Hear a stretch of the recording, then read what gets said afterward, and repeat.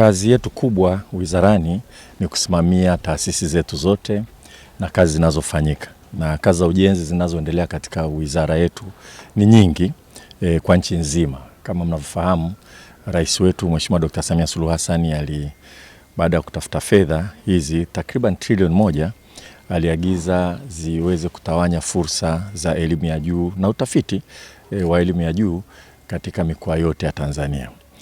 Sehemu mojawapo ambayo amesema tuitilie umuhimu sana ni hapa Mloganzila.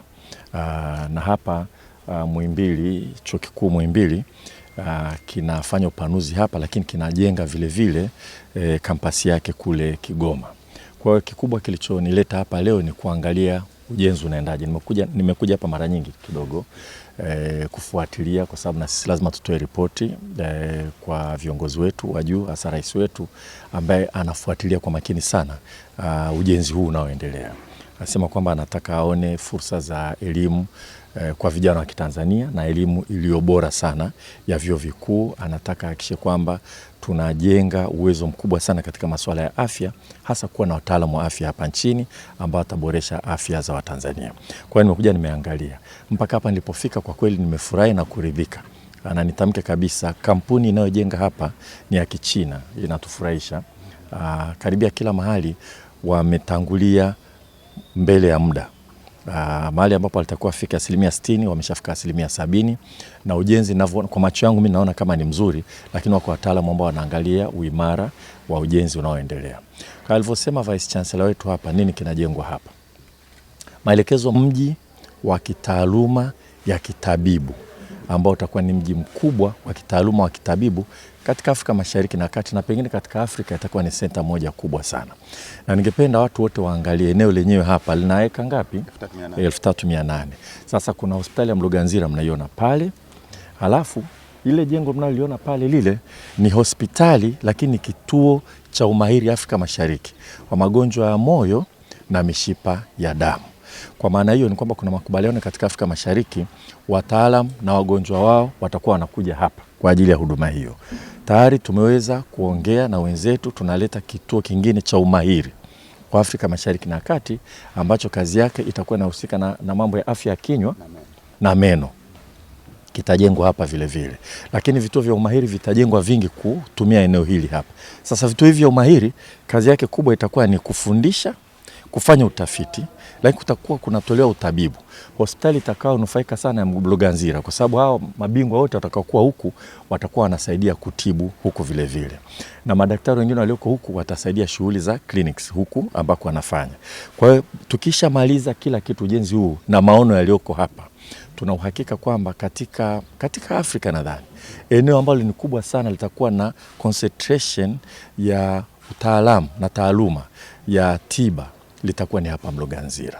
Kwa hiyo ni maelekezo ya rais wetu, na mkiangalia kabisa matamshi yake anayosema na kinachofanyika katika hospitali zetu za mikoa na wilaya na mpaka zahanati zinazofika kijijini ni kuhakikisha kwamba tunaongeza ubora wa elimu. Sasa niseme kwamba ujenzi huu unaenda vizuri. Nampongeza sana katibu mkuu wa wizara yetu na wale wote wanaosimamia na Vice Chancellor hapa na timu yako yote. Na yule profesa kijana sana yuko wapi?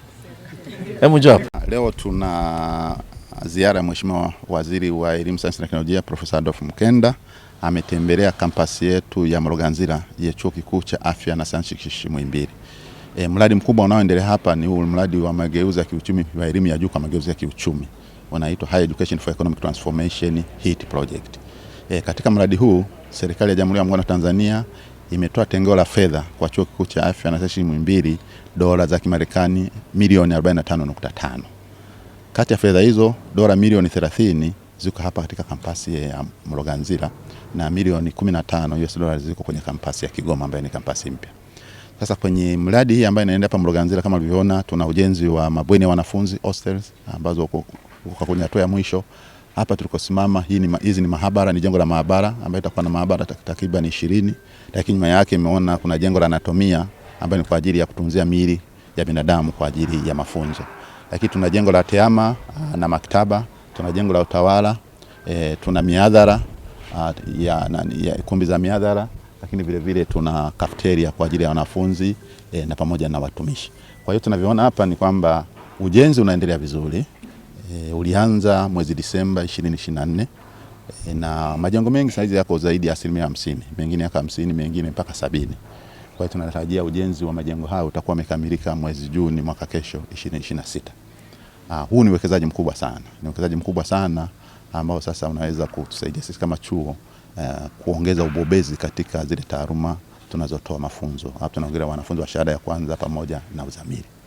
Lakini kuhusu hii kampasi ya Mloganzila, kama unavyoona tayari kuna hospitali ya Mloganzila ambayo ilijengwa hipo. Kuna kituo cha umahiri wa magonjwa ya moyo na mishipa ya damu kipo tayari, na mwaka kesho tutajenga hospitali ya magonjwa ya moyo na mishipa ya damu, na tayari fedha zipo ambayo ni ufadhili wa serikali ya Jamhuri ya Muungano wa Tanzania. Kwa hiyo ukiangalia miundombinu hii inavyokuwa kwenye ile eneo lina ukubwa ekari 3800. Ni eneo kubwa sana kwa maeneo kama haya. Kwa hiyo tunatarajia ile eneo la Mloganzila itakuwa ni kituo cha umahiri wa mafunzo ya taaluma za afya. Tunaita ni Academic Medical City.